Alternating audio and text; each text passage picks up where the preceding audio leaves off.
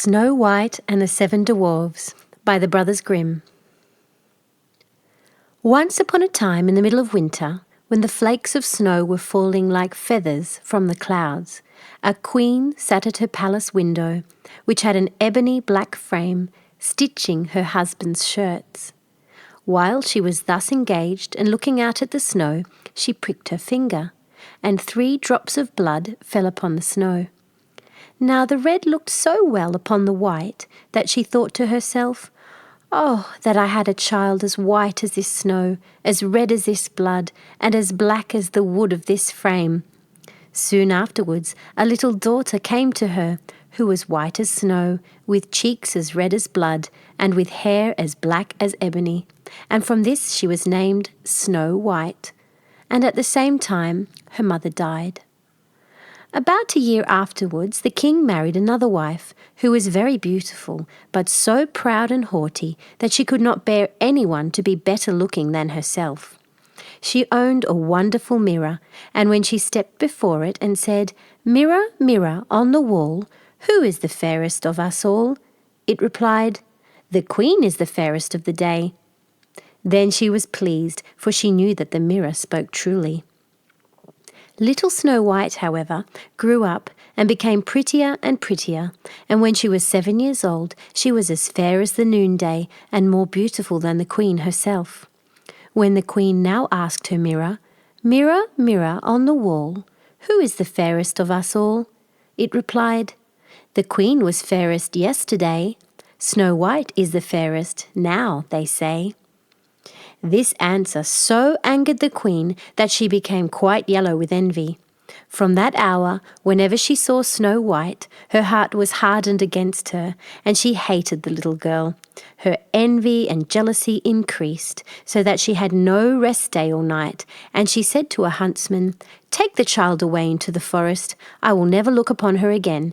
You must kill her, and bring me her heart and tongue for a token." The huntsman listened and took the maiden away, but when he drew out his knife to kill her, she began to cry, saying, "Oh, dear huntsman, give me my life.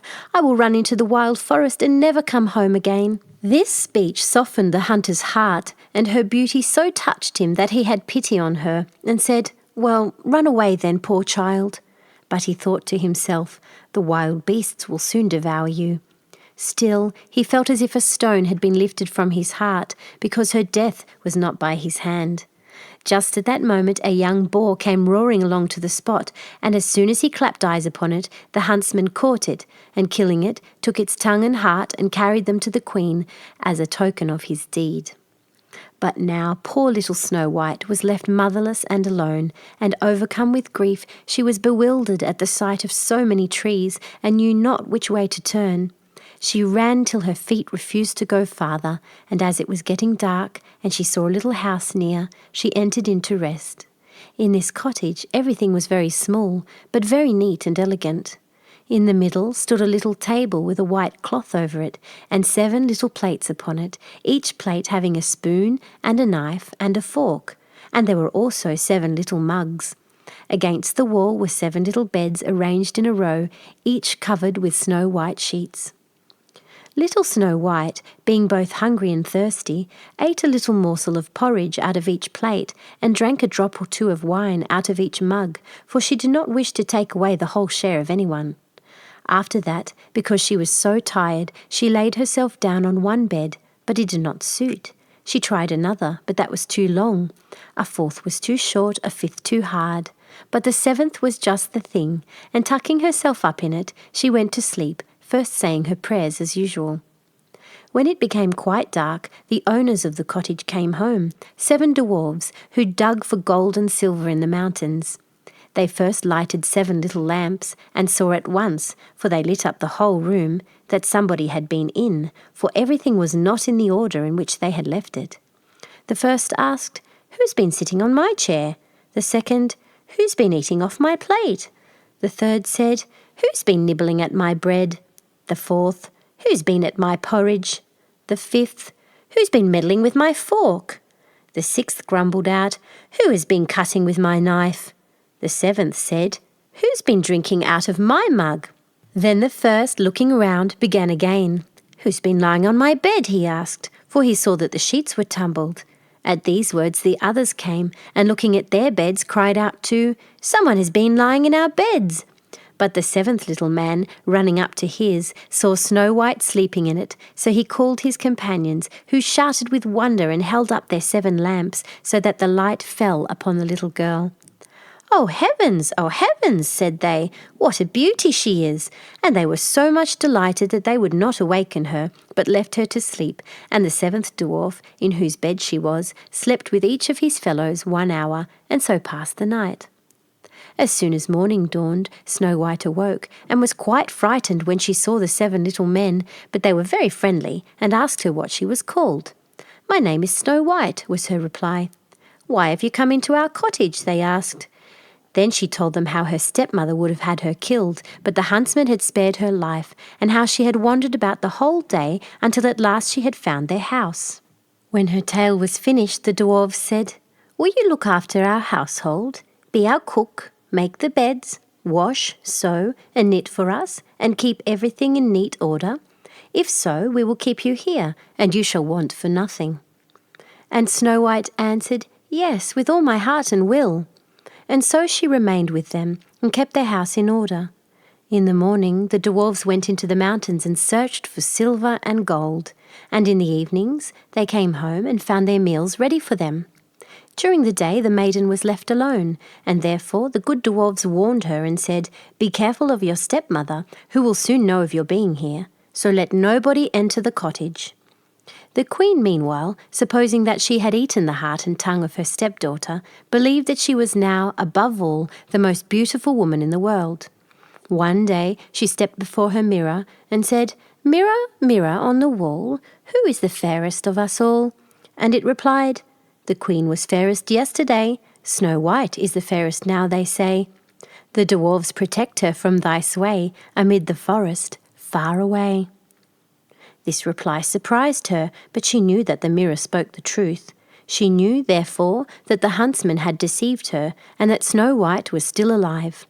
So she dyed her face and clothed herself as a peddler woman, so that no one could recognize her, and in this disguise she went over the 7 hills to knock at the door of the 7 dwarves. She knocked at the door of the hut and called out, "Fine goods for sale, beautiful goods for sale." Snow White peeped out of the window and said, "Good day, my good woman, what have you to sell?" "Fine goods, beautiful goods," she replied, "stays of all colours," and she held up a pair which were made of many-coloured silks. "I may let in this honest woman," thought Snow White, and she unbolted the door and bargained for 1 pair of stays. "You can't think, my dear, how they become you," exclaimed the old woman. "Come, let me lace them up for you." Snow White suspected nothing, and let her do as she wished, but the old woman laced her up so quickly and so tightly that all her breath went, and she fell down like one dead. "Now," thought the old woman to herself, hastening away, "now I am once more the most beautiful of all." At eventide, not long after she had left, the 7 dwarves came home, and were much frightened at seeing their dear little maid lying on the ground, and neither moving nor breathing, as if she were dead. They raised her up, and when they saw that she was laced too tight, they cut the stays to pieces, and presently she began to breathe again, and little by little she revived. When the dwarves now heard what had taken place, they said, "The old peddler woman was no other than your wicked stepmother.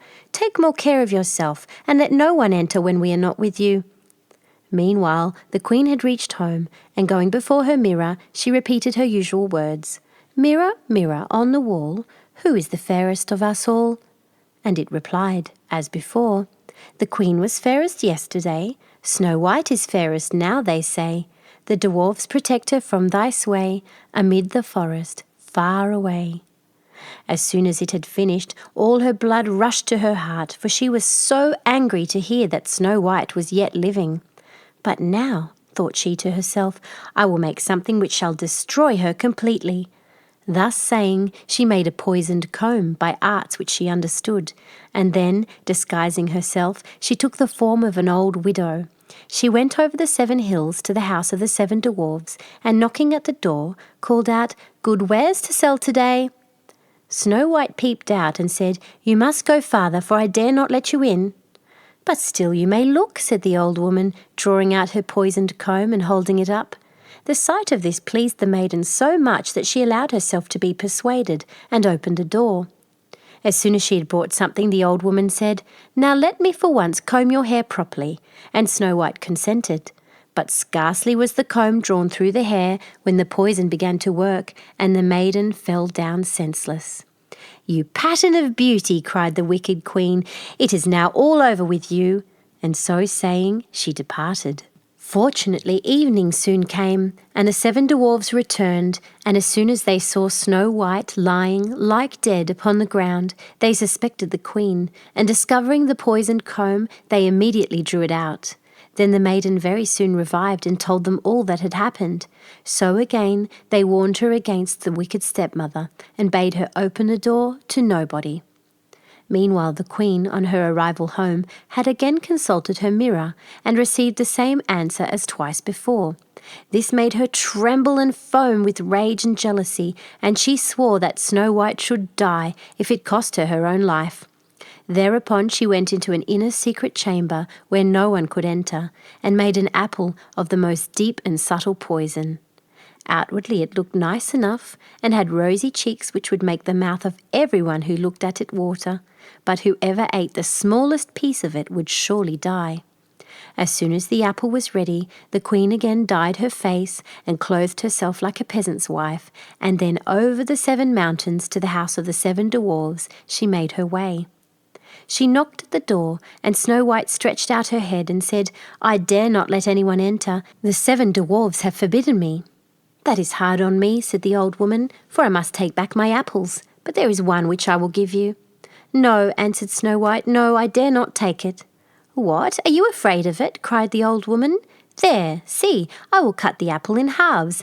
Do you eat the red cheeks, and I will eat the core." The apple was so artfully made that the red cheeks alone were poisoned. Snow White very much wished for the beautiful apple, and when she saw the woman eating the core, she could no longer resist, but stretching out her hand, took the poisoned part. Scarcely had she placed a piece in her mouth when she fell down dead upon the ground. Then the queen, looking at her with glittering eyes and laughing bitterly, exclaimed, "White as snow, red as blood, black as ebony, this time the dwarves cannot reawaken you." When she reached home and consulted her mirror, "Mirror, mirror on the wall, who is the fairest of us all?" it answered, "The queen is fairest of the day." Then her envious heart was at rest, as peacefully as an envious heart can rest. When the little dwarves returned home in the evening, they found Snow White lying on the ground, and there appeared to be no life in her body. She seemed to be quite dead. They raised her up and tried if they could find anything poisonous. They unlaced her and even uncombed her hair and washed her with water and with wine. But nothing availed. The dear child was really and truly dead. Then they laid her upon a bier, and all 7 placed themselves around it and wept for 3 days without ceasing. Then they prepared to bury her. But she looked still fresh and lifelike, and even her red cheeks had not deserted her. So they said to one another, "We cannot bury her in the black ground." Then they ordered a case to be made of glass. In this they could see the body on all sides, and the dwarves wrote her name with golden letters upon the glass, saying that she was a king's daughter. Now they placed the glass case upon the ledge on a rock, and one of them always remained by it watching. Even the birds bewailed the loss of Snow White. First came an owl, then a raven, and last of all a dove. For a long time Snow White lay peacefully in her case, and changed not, but looked only as if she were asleep, for she was still as white as snow, red as blood, and black-haired as ebony. By and by it happened that a king's son was travelling in the forest, and came to the dwarf's house to pass the night. He soon saw the glass case upon the rock, and the beautiful maiden lying within, and he read also the golden inscription. When he had examined it, he said to the dwarves, "Let me have this case, and I will pay what you like for it." But the dwarves replied, "We will not sell it for all the gold in the world." "Then give it to me," said the prince, "for I cannot live without Snow White. I will honour and protect her as long as I live." When the dwarves saw that he was so much in earnest, they pitied him, and at last gave him the case, and the prince ordered it to be carried away on the shoulders of his attendants. Presently it happened that they stumbled over a rut, and with the shock, the piece of poisoned apple which lay in Snow White's mouth fell out. Very soon she opened her eyes, and raising the lid of the glass case, she rose up and asked, "Where am I?" Full of joy, the prince answered, "You are safe with me." And he told to her what she had suffered, and how he would rather have her than any other for his wife, and he asked her to accompany him home to the castle of the king, his father. Snow White consented, and when they arrived they were married with great splendour and magnificence. Snow White's stepmother was also invited to the wedding, and when she was dressed in all her finery to go, she first stepped in front of her mirror and asked, "Mirror, mirror on the wall, who is the fairest of us all?" And it replied, "The queen was fairest yesterday, the prince's bride is now, they say."